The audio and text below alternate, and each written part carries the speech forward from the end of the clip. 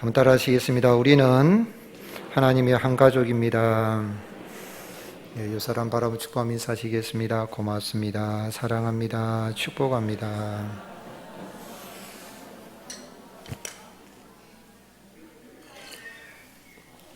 네, 서로 사랑하고 축복하고 감사를 표현할 때에 거기에 우리 가운데 임하시는 하나님의 큰 은혜가 있습니다. 이 어려운 때 2년 가까이 이렇게 힘들고 어려운 시대를 함께 믿음으로 동행해 주신 일에 감사드리고 이 어려운 때를 잘 이겨나갈 수 있기를 예수님의 이름으로 축복합니다.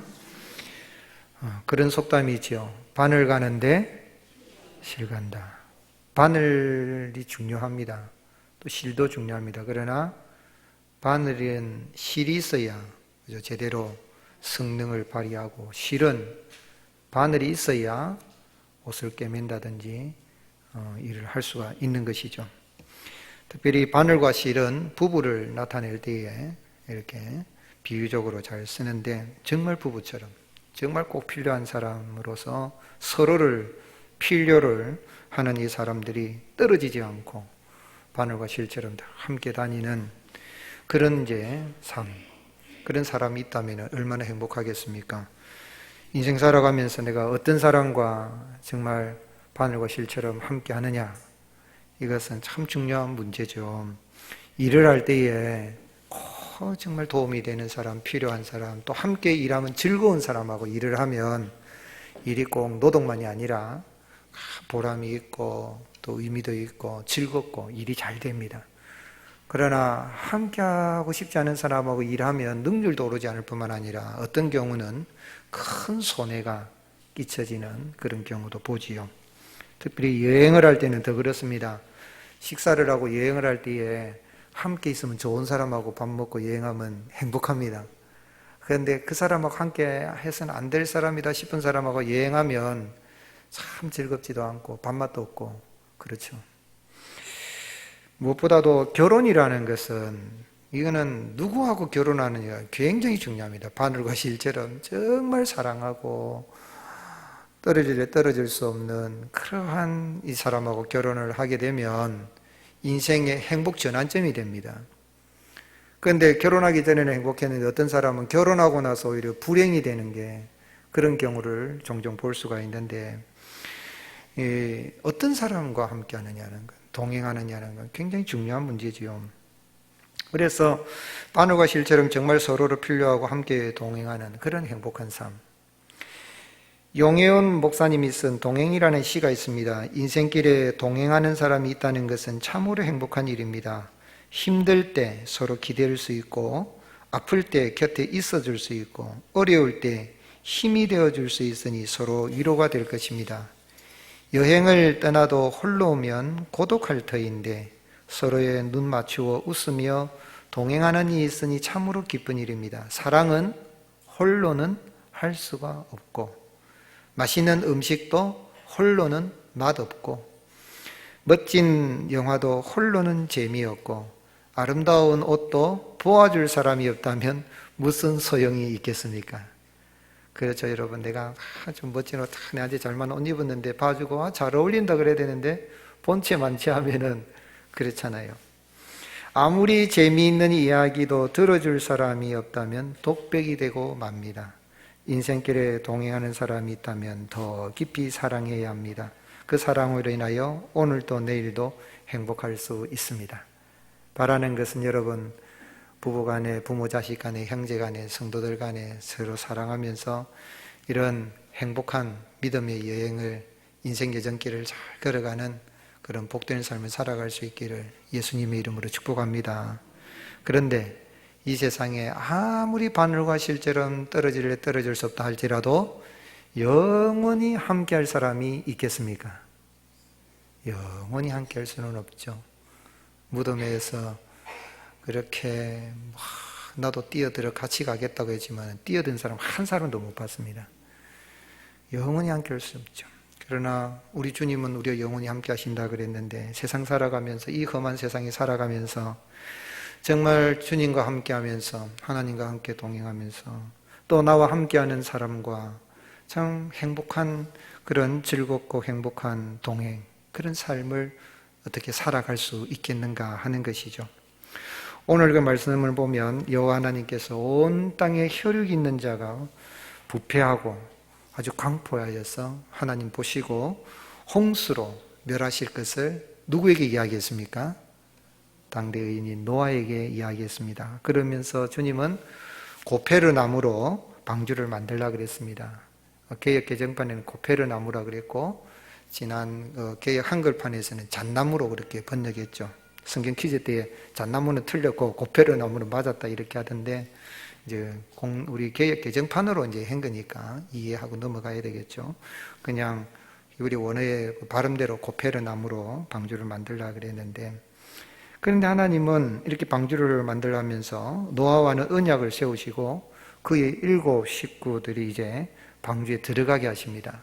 그리고 혈육 있는 모든 생물을 각기 암소 한 쌍씩 방주로 이끌어들여서 생명을 보존하게 하라 그렇게 말씀하셨고, 노아는 그 말씀대로 다 준행했다는 것이 오늘 말씀입니다. 그런데 왜 하나님께서 지금 하나님이 아벨을 대신하여서 하나님께서 노아와 아담 사이에 아들을 주셨는데 그 아들이 누굽니까? 셋이잖아요. 셋의 후손도 있고, 그렇다면은 좀 가인의 후예만 있는 게 아니고 셋의 후손도 있다 그러면 꼭 노아에게만 방주를 만들라고 하십니까? 하나님 공평하지가 않지요. 공평하신 하나님이라면 다른 사람들에게도 방주를 만들 수 있는 기회를 주셔야 되지 않겠습니까? 그런데 왜 다른 사람들에게는 방주 만들 기회를 주시지 않고 말씀도 하시지 않고 노아에게만 방주를 만들라고 그렇게 하십니까? 왜냐하면 노아도 의인이라고 하지만 사실은 부패한 인생이거든요. 셋의 후손으로서 이 세상에 의인은 없나니 하나도 없다 그랬어요. 근데 하나님은 그를 의인이라고 불러주시면서 노아에게만 방주를 만들라 그렇게 말씀하십니다. 또한 이 말씀 속에서 어떻게 하면 우리가 험한 세상에 살아가면서 함께하는 사람과 동행하고 주님과 동행하면서 복된 삶을 살아갈 수 있는 길을 알 수 있을까요? 여호와 하나님께서 노아에게 방주를 만들고 그 식구들이 방주에 들어가게 하신 것은 하나님은 택하신 자들만 구원하시는 은혜의 언약을 맺으시고 구원하시는 하나님이신 것을 알게 하기 위함인 거예요. 여호와 하나님은 택하신 자와 은혜 언약을 세우시고 택하신 자만 구원하여 주시는 그 생명을 보존하시고 지키시는 하나님이신 겁니다. 18절 말씀을 보면은 노아에게 방주를 만들라고 하시고 노아와 언약을 세우십니다. 18절 그러나 너와는 내가 무엇을 세우신다 그랬습니까? 내 언약이니까 누구 언약이죠? 하나님 언약입니다. 노아가 듣든지 안 듣든지 노아가 동의하든지 안 하든지 상관없습니다. 너와는 내 언약을 세우리니, 이 굉장히 중요한 말이에요. 너는 네 아들들과 네 아내와 네 며느리들과 함께 그 방주에 들어가라. 아담이 동의를 하든지 안 하든지 여자의 후손이 오면 뱀의 머리를 상하게 할 것이라는 거, 원시복음을 주신 거, 아담이 하와가 뱀이 동의하든지 안 하든지 하나님이 그런 원시복음을 주신 하나님, 세상의 모든 걸 다 쓸어버리고 노아도 죽여도 아무 할 말이 없는 인생인데도 불구하고 하나님은 노아를 택하시고 그에게는 하나님의 언약, 이것은 은혜 언약입니다. 이 은혜 언약은 굉장히 중요합니다. 카버나클 데올로지 세미나리를 해서 언약 신학교까지도 만들어서 교단도 생기는데, 우리 이 고시는 또 이 장로교에서 이 은혜 언약 신학의 사상을 따른다라고도 할 수 있는데, 하나님의 은혜 언약, 하나님이 은혜로 언약을 세우셔서 너와는 내가 택한 자라는 것이죠. 그래서 너와는 내가 언약을 세워서 너와 너 7 식구 그리고 너와 함께하는 생물들에게는 생명을 보존하게 하실 것이다. 그러니 너가 만든 방주에 들어가라라고 하신 것이죠. 19절 혈육 있는 모든 생물을 너는 각기 암소 한 쌍씩 방주로 이끌어들여 너와 함께 생명을 보존하게 하되 새가 그 종류대로 가축이 그 종류대로 땅에 기는 모든 것이 그 종류대로 각기 둘씩 내게로 나오리니 그 생명을 어떻게 하라고요? 보존하게 하라.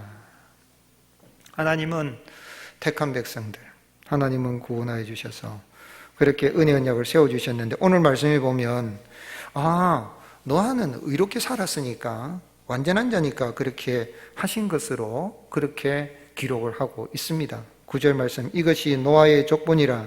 노아는 의인이요 당대의 완전한 자라.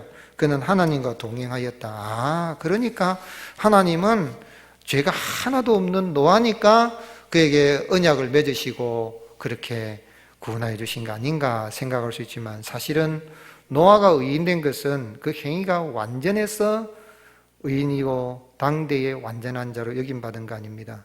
그도 타락한 인간의, 부패한 인간의 죄의 유전을 가지고 있으며, 또한 그러한 하나님이 쓸어버려도 아무 할 말이 없는 그런 인생이지만은, 그가 당대의 완전한 자로 여김받은 것은 다른 사람들의 그런 포악함과 비교해 보아서 완전하다는 그런 뜻입니다.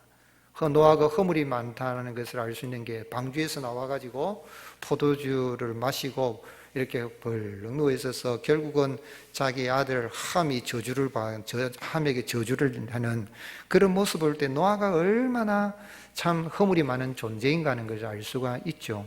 그러니 그 하나의 행위만 봐도 노아는 사실상 의인이라고 할 수가 없으며 완전한 자라도 할 수가 없는데, 하나님이 그래도 부패하고 포악한 그 세상 가운데에, 노아 시대에 사람들이 다 죽을 때 보면 사람들이 포악하거든요. 여러분, 하나님 예나 지금이나 하나님이 심판하실 때 보면 말세 지말이 되면 될수록 사람들의 성격이 얼마나 포악해진지 몰라요. 아주 거칩니다. 강포합니다. 그렇죠? 그런 이 세상인데도 불구하고 노아는 그렇게 하나님 앞에서 그런 강포한 자들을 따르지 않은 이유가 있는데, 8절 같이 읽겠습니다. 그러나 노아는 여호와께 무엇을 입었다고요? 은혜를 입은 거예요. 은혜라는 값없이 거저 주는 것이죠. 하나님이 택하신 거예요. 하나님이 아담과 하와를 기뻐하셔서 기쁨을 위해서 지으신 것처럼 다 쓸어버린 다음에 하나님은 한 사람 노아를 통해서 새로운 인류를 출발하기 위해서 노아를, 그 7 식구를 택하신 것처럼 하나님 택하셔서 은혜를 베푸시고 그렇게 구원하여 주셨는데, 이러한 자기를 은혜를 베푸신 이 노아, 그 은혜를 받고 나니 노아의 마음속에 하나님 은혜에 대한 감사하는 마음으로 하나님을 믿고 하나님의 말씀을 믿고 순종하고 나가는 거죠. 그래서 노아가 은혜를 입어서 의인이 된 것은 믿음으로 의인이 된 것입니다. 히브리서 11장 7절 같이 읽겠습니다. 믿음으로 노아는 아직 보이지 않는 일에 경고하심을 받아 경외함으로 방주를 준비하여 그 집을 구원하였으니, 이로 말미암아 세상을 정죄하고 믿음을 따르는 의의 상속자가 되었느니라. 아멘. 히브리서 기자가 해석을 해준 거죠. 노아가 의롭게 된 건 믿음으로 된 것이다. 노아는 방주를 준비하면서 120년 동안 방주를 준비하면서 희미하게나마 참 방주의 원형이신 메시아, 예수님 메시아가, 그리스도가 올 것을 바라보는 믿음으로 하나님을 경외하면서 방주를 준비하였고, 그의 집이 믿음으로 구원을 받았을 뿐만 아니라 믿음으로 살지 않는 세상을 향하여, 하나님의 은혜를 알지 못하는 세상을 정죄하고 믿음을 따르는 의의 상속자. 무슨 이야기입니까? 모든 사람들이 의롭게 되는 것은 노아가 하나님의 은혜를 입어서 믿음으로 됐다는 것을 모든 사람들에게 증거하게 된 것입니다. 인류 이후에, 노아 이후에 태어나는 모든 생들, 구약에는 오실 예수 그리스도를 믿음으로 의롭게 되고, 신약 시대는 오신 예수 그리스도를 믿는 믿음으로 의롭게 되는 것을 노아가 하나님의 은혜를 입고 은혜 언약으로 그가 그의 가족이 생명의 보존을 받게 되는, 이것을 통해서 알게 되는 것입니다. 그러므로 구원은 전적인 하나님의 은혜로 받는 것입니다. 아멘이십니까? 그 은혜로 주님이 나 같은 죄인도 구원하여 주셔서 우리가 참 하나님의 은혜로 생명을 얻게 된 것이죠. 부패한 시대에, 강포한 시대에 은혜로 노아 그 7 식구를 구원하신 여호와 하나님이 사람이 되셔서 이 땅에 오셨습니다. 그분이 누구십니까? 그분이 우리 구주 예수 그리스도이십니다. 예수님은 구원의 방주로 이 땅에 오셨습니다. 노아가 예비한 방주는 오실 예수 그리스도를 예표하며, 예수님은 이 땅에 오셔서 친히 뭐라고 말씀하셨습니까? 예수님이 장차 재림하실 그 시대는 노아의 때와 같아. 마태복음 24장 30절, 노아의 때와 같이 인자의 임함도 그러하리라. 홍수전에 노아가 방주에 들어가던 날까지 사람들이 먹고 마시고 장가들고 시집가고 있으면서 홍수가 나서 그들을 다 멸하기까지 깨닫지 못하였으니 인자의 임함도 이와 같으리라. 여러분, 먹고 마시고 시집가고 장가가는 게 죄입니까? 죄 아니지요. 그건 죄 아닙니다. 문제는 뭐냐면 하나님을 경외하지 않고 하나님의 은혜를 받지 못하니까 먹고 마시고 시집가고 장가가는 일을 하나님의 말씀을 듣고 순종하고 믿음으로 사는 것보다 더 중요하게 여기고, 하나님의 말씀보다는 자기 생각대로 자기 뜻대로 자기 옳은 대로 살아가던 시대가 노아 시대다는 이야기입니다. 예수님이 오셨습니다.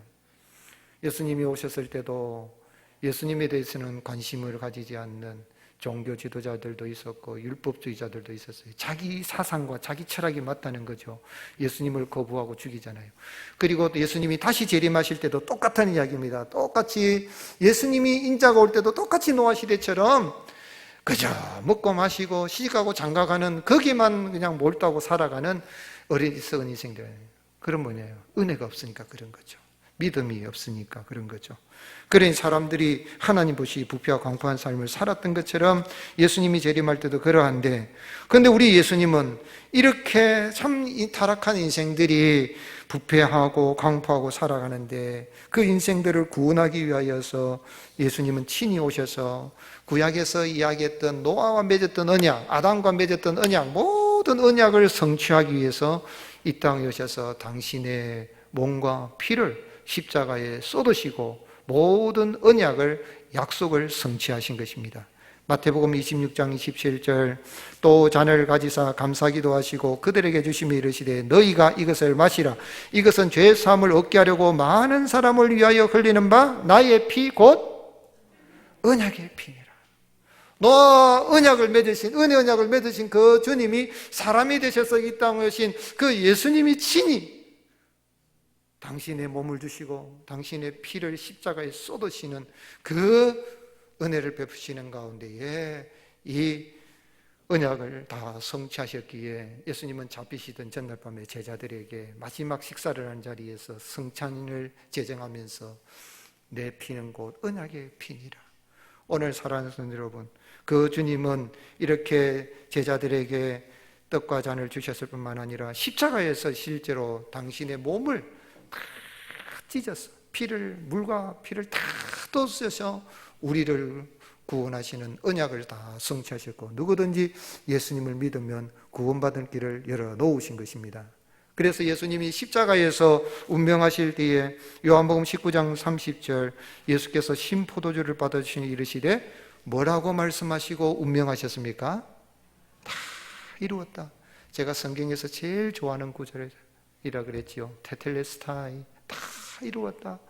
아담에게 약속하였던, 하와에게 약속했던, 뱀에게 선포했지만 약속했던 그 창세기 3장 15절에 오늘 노아에게 내가 언약을 맺었던 그것을 다 이제 이루었다는 겁니다. 모세에게 이야기했던 시내산의 율법의 언약을 다 이루었다는 겁니다. 다윗에게 하였던 언약을 다 이루었다는 것입니다.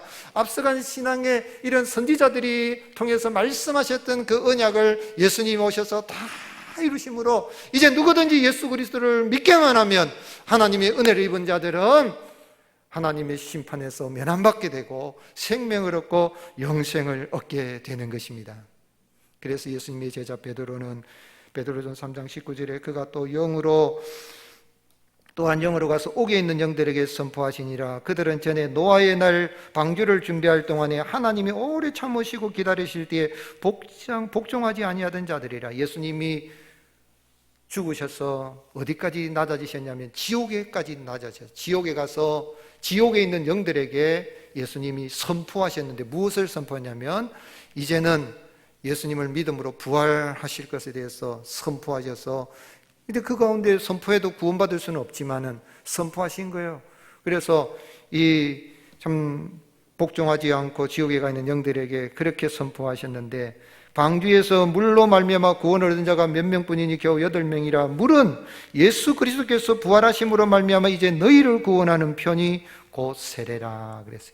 오늘 여러분, 내가 세례를 받았다는 이야기는 노아가 홍수에서 세례를 받고 그 가운데서 죽었다가 살아난 것, 하나님의 은혜 언약으로 그가 생명이 보존된 것처럼 내가 죽어야 할 그 자리 예수님이 대신 죽으심으로 말미암아 세례를 받음으로 내가 다시 살아나게 되고 생명을 얻게 되고 죽음이 없는 영원한 하나님의 나라를 우리가 소유하게 된 것입니다. 오늘 사랑하는 성도 여러분, 참으로 날 구원하여 주신 그 주님의 은혜를 감사하고 모든 언약을 성취하신 그 주님, 그 은혜를 인해서 내가 심판받지 않고 영원한 생명을 얻게 된 것에 대해서 감사하며 살아갈 수 있기를 예수님의 이름으로 축복합니다. 그러면 이렇게 하나님의 은혜로 우리 구원받은 이 성도는 어떻게 살아드려야 되겠습니까? 한번 따라 하시겠습니다. 여주 동행. 여는 이 여당할 때 여자입니다. 함께할 여자, 같을 여자. 주님과 함께하고 같이 한다는 거죠. 동행, 같이 한 가지로 길을 걸어가는 거죠. 하나님의 은혜로 구원받은 성도는 믿음으로 하나님과 동행하는 거예요. 노아가 참 하나님 은혜를 얻고 또 그 마음속에 믿음을 선물 주셔서 의인으로 인정받고 완전한 자로 인정받고, 똑같습니다. 우리가 예수님 믿는 사람은요, 하나님 앞에서 완전한 자로, 죄가 없는 자로, 죄 있음에도 불구하고 죄 없는 자로 여김받은 거죠. 너무 감사하니까 노아가 주님과 하나님과 동행을 합니다. 9절 10절 이것이 노아의 조건이라. 노아는 의인이요 당대의 완전한 자라. 그는 하나님과 동행하였으며 세 아들을 낳았으니 셈과 함과 야벳이라 그랬어요. 노아가 하나님과 동행했습니다. 근데 하나님과 동행했다는 말이 뭘까 하는 거죠.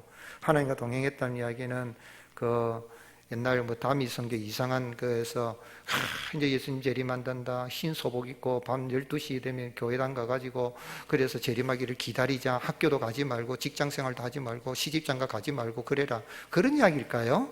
그런 이야기 아닙니다. 속세를 떠나서 머리 싹 깎아버리고 범민을 벗어나서 구두자의 길을 가라, 그런 말일까요? 그런 말 아닙니다. 보세요. 그가 하나님과 동행했는데 동행하면서 누구를 낳았다 그랬어요? 세 아들을 낳았는데 세 아들 이름이 뭡니까? 셈과 함과 야벳이죠.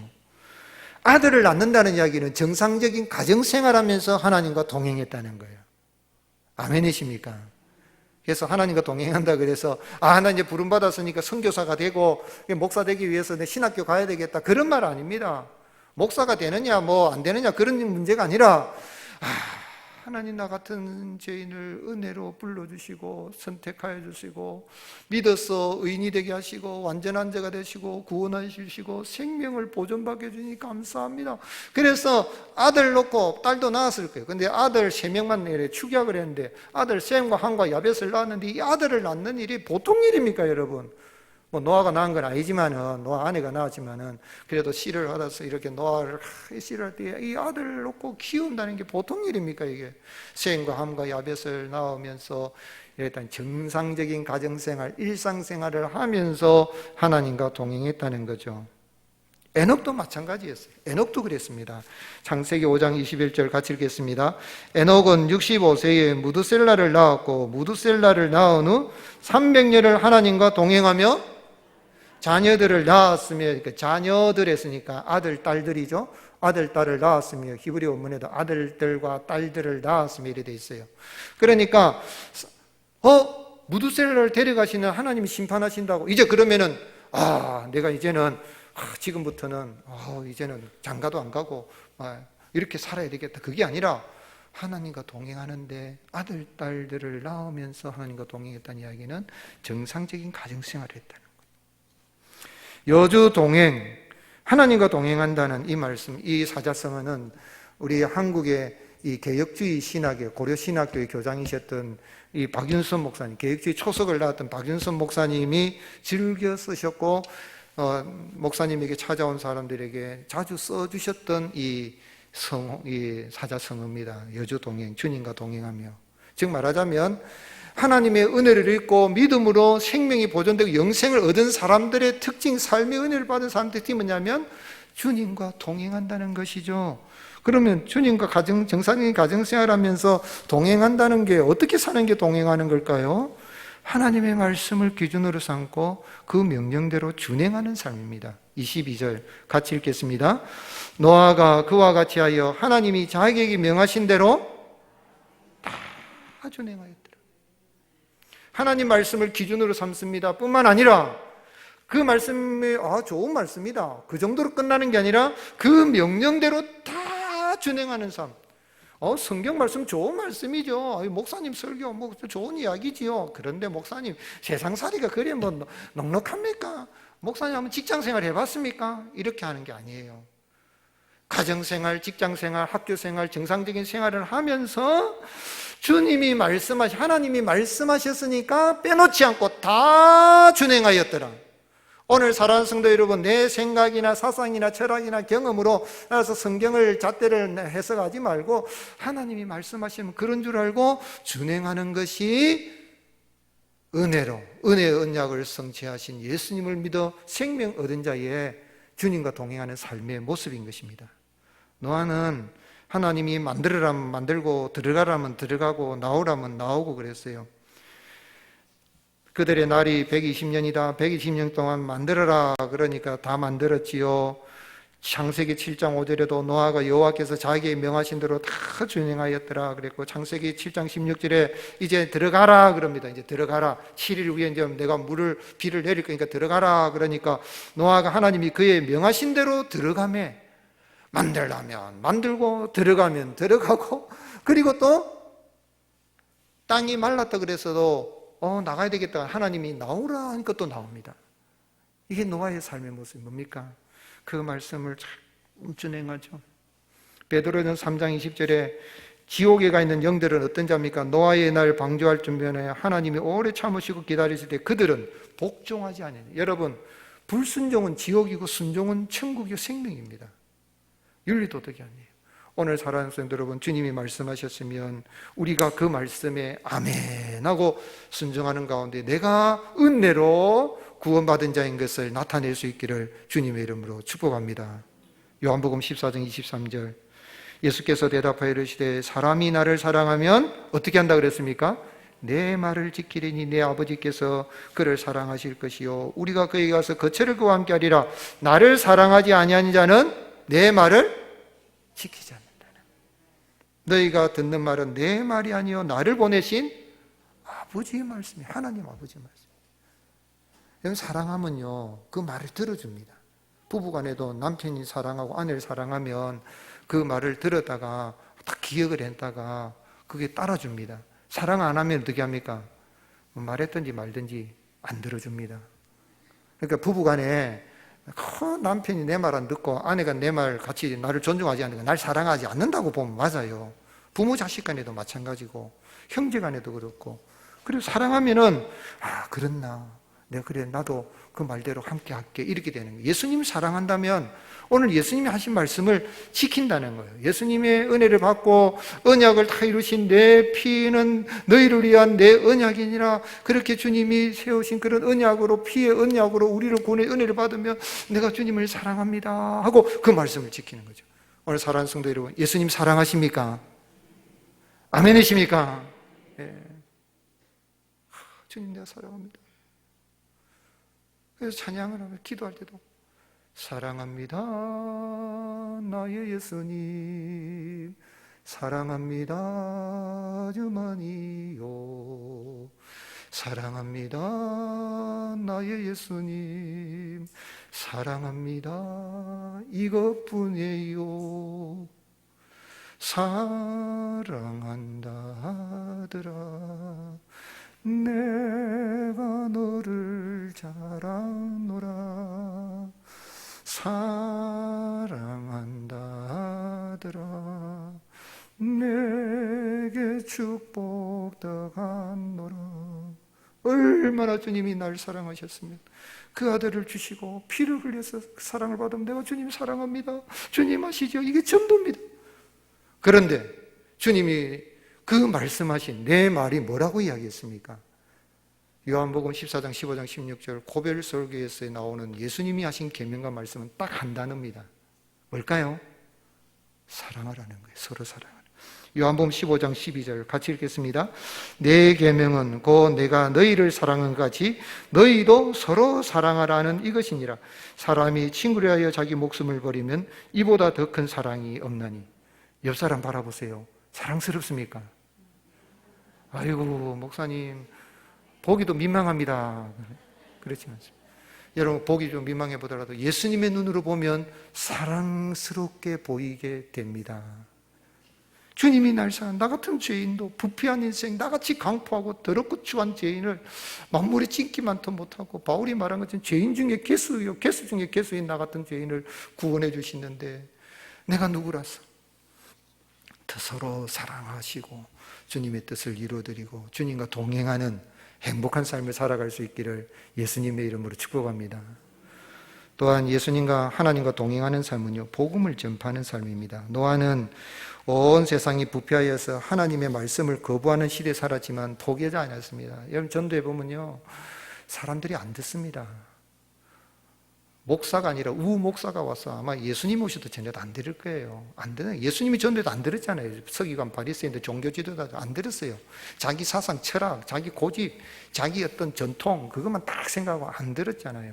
노아가 그래서 노아가 120년 동안 똑딱똑딱똑딱 하면서 120년이 지나면 하나님이 물러서 홍수를 내리신다. 그러니까 내 할아버지가 막 에녹이 그렇게 이야기했고 무드셀라를 데려갈 때 되면 하나님이 이제 물러서 심판하신다 그랬다. 여러분 내가 방주 만들어 놓을 테니까 오십시오. 그러면 다 삽니다. 뱀도 하나님이 넣어주셨는데 하나님께 오기만 하면 구원 못할 사람이 누가 있겠어요? 그런데 안 들었어요. 노아 식구만 딱 듣고 아무도 안 들었어요. 그때 당시 인구가 한 1억 정도 됐다라고 추산을 한다 그래요. 하나님 다 쓸어버렸어. 멸절을 시켜버렸어요. 딱 노아와 그 7 식구만 구원해 주셨죠. 그런데 노아는 하나님의 은혜를 입으니까 믿음으로 사는데 하나님과 동행하는 걸 어떻게 동행했냐면 베드로후서 2장 5절 예수님의 제자 베드로가 해석하여 줬습니다. 같이 읽겠습니다. 시작. 옛 세상을 용서하지 아니하시고 오직 의를 전파한 노아와 그 7 식구들을 보존하시고 경건하지 아니한 자들의 세상에 홍수를 내리셨습니다. 사랑하는 성도 여러분, 전도는 목사만 한 게 아닙니다. 예수님이 이 땅에 전도하기 오셨다 그랬고 우리의 존재 목적은 전도하는 것이고 제가 목사가 된 목적도 전도하는 거죠. 제가 목사고 지칠 때 목사 되려고 하는 사람들이 왜 목사 됩니까? 물어보면 뭐 목회를 하고 저는 목사 된 건 전도하기 위해서 목사 된 거예요. 그럼 또 다시 지금까지 몇 명 전도했어요? 물어봐요. 앞으로 목사 되기로 했으니까 목사 되면 전도 많이 하시라고. 전도하기 위해서 목사가 되고 하나님이 우리를 왜 부르시냐면 이 시대에 은혜를 가는 것은 노아가 그 시대 사람들이 얼마나 강포하고 안 들어도 그래도 노아는 낙심하지 않고 의를 전파했다. 의를 복음을 전한 거죠. 오늘 사랑하는 성도 여러분, 우리가 이렇게 목사가 오른손 5명 왼손 5명 이렇게 나이고 예배당에 오는 것도 힘든데 어떻게 하나 싶어도 내가 기도하고 또 사랑하는 사람에게 당신이 천국이 있습니다 방주이신 예수님 교시로 전도하면 하나님께서 믿기로 구원하시로 작정된 심령들은 구원의 길로 인도하여 주시리라 믿습니다. 맥도날드 표시는 무슨 표시죠? 저 맥도날드 있다는 거는 멀리서 보면 맥도날드 표시가 뭡니까? 이렇게 아치형으로 된 거 있죠, 그죠? 노란 아치. 저도 미국에서 이렇게 여행할 때 보면 저 멀리서 보면 그다하게 노란 이렇게 아치형으로 M자인가 하여튼 이렇게 만들어 놨어요.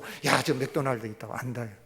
전 세계에 이 아치를 보고 노란 아치를 보고 맥도날드라고 아는 사람은 전 세계 75억 인구 가운데 84%의 사람들이 안답니다. 중국의 공산당원들도 아니고 김정은도 안 돼요. 그런데 십자가를 보고 예수님을 아는 사람은 십자가는 기독교다. 예수님을 아는 사람은 54%밖에 안 된대요. 그 이야기는 무슨 이야기입니까? 이 땅에 아직까지도 예수님 십자가를 보고 예수님을 아는 사람이 그렇게 없다는, 또 십자가를 봐도 의미를 알지 못한 사람들이 그렇게 많다는 거죠. 우리 부산에도 여러분 부산에도 예수님 믿는 사람 10%밖에 안 된다 그래요. 기독교인 일단 기독교라고 하는 사람 10%밖에 안 돼. 11%. 나머지 90% 사람들은 몰라요. 십자가 의미를 몰라요. 그런데 먼저 구원받은 우리가 여러분 내가 전하지 않으면 그 사람들이 어떻게 하나님 사랑을 알겠습니까? 그만큼 예수님을 모르고 복음도 모르고 십자가도 모르고 의미도 모르고 살아가는 거죠. 바라는 것은 그 시대의 강포한 시대도 노아가 포기하지 않고 의를 전파하고 복음을 전한 것처럼 오늘 여러분 부지런히 많이 복음을 전하여서 사랑을 전하여서 한 영혼이라도 구원의 길로 인도하는 저 여러분이 될 수 있기를 주님으로 축복합니다. 톨스토이가 어느 날 한가하게 길을 이렇게 가는데, 톨스토이는 부자입니다. 부자 집안에 태어났어요. 근데 남루한 옷을 입은 한 사람을 만났어요. 그래서 좀 도와달라고 손을 벌려서 적선을 한 분 도와주시오 하는데, 주머니 보니까 돈이 없어요. 그래서 뭔가 한 푼도 돈이 없어서 미안한 표정으로 이러면, 정말 미안합니다. 형제여, 내가 지금 가진 것이 있으면 꼭 도와주고 싶은데 사실 제게 아무것도 없어서 좀 미안합니다. 어떻게 하면 좋겠습니까? 이래 말했더니 이 거지가 뭐라고 이야기하냐면, 아니올시다. 당신이 나에게 돈을 준 건 없지만 당신은 지금 나를 지금 뭐라고 불렀다 그랬습니까? 형제여. 거지를 보고 형제라고 불러줬다는 거예요. 그리고 또한 내가 더러운 손을 당신이 손을 내밀어서 내 손을 잡아줬습니다. 그러면서 이거면 충분합니다. 오늘 저는 큰 것을 얻었습니다. 감사합니다. 말하자면 자기를 인간으로 대우해 줬다는 거예요. 오늘 사랑하는 성도 여러분, 나 같은 죄인을 구원하신 그 주님 은혜를 감사하면서 따뜻한 사랑을 전할 수 있기를 예수님의 이름으로 축복합니다. 톨스토이가 그 깨달아 알고요, 물질을 주는 것, 돈을 주는 것만이 선행이 아니구나, 마음을 주는 것, 사랑을 주는 게 더 중요하구나, 참사랑은 마음에 있구나, 그래서 참사랑은 그와 함께하는 것이다 하는 걸 알고 그 시대의 가난한 농부들하고 같이 하면서 경건하게 살면서 그렇게 예수님의 사랑을 가르친 사람이 톨스토이예요. 형제자매와 이웃과 참사랑을 마음을 나누는 그곳에 구원의 역사가 일어납니다. 세계 인구 75억 인구 가운데 7명 중에 한 사람은 날마다 굶고 산다고 합니다. 전 세계 3명 중에 한 사람은 전쟁터에 산다고 합니다. 우리도 6.25의 이런 동족 상잔의 아픈 역사를 가지고 있지만 하나님의 은혜로 전 세계에서 그래도 코리안 드림을 꿈꾸는 세계 경제 10위권에 이런 나라에 우리가 살아가고 있지요. 이런 나라 한강의 기적과 세계 교회사에 찾아올 수 있는 부흥을 주신 이유가 뭡니까? 이 원인은 선교사들이 예수님의 사랑을 가지고 와서 먼 나라 고국을 떠나서 다 와서 여기다가 모든 생명을 쏟아부은 그 사랑을 보여줬기 때문에 그래요. 서울에 양화진 선교사 묘지에 가보면요, 거기에 부부가 같이 자녀들과 같이 묻혀 있는 분들, 눈물로써 기도로써 예수님의 사랑, 말도 통하지 않는 것에 예수님 믿으세요, 예수님 믿으면 천국 갑니다, 예수님 믿고 함께 천국 갑시다, 집집마다 다니며 축구 전도해서 오늘의 한국 교회가 있고 하나님의 은혜로 오늘의 한국이 있게 된 것입니다. 그 사랑을 받았다면 우리가 그냥 있어도 되겠습니까? 오늘 사랑하는 여러분, 우리는 하나님의 그 사랑에 빚진 자가 되었으니 오늘 이 시대에 노아가 되어서 부지런히 복음을 전파하면서 주님과 동행하면서 영혼을 구원하고 행복한 삶을 살아가는 은혜가 있을 수 있기를 예수님의 이름으로 축복합니다.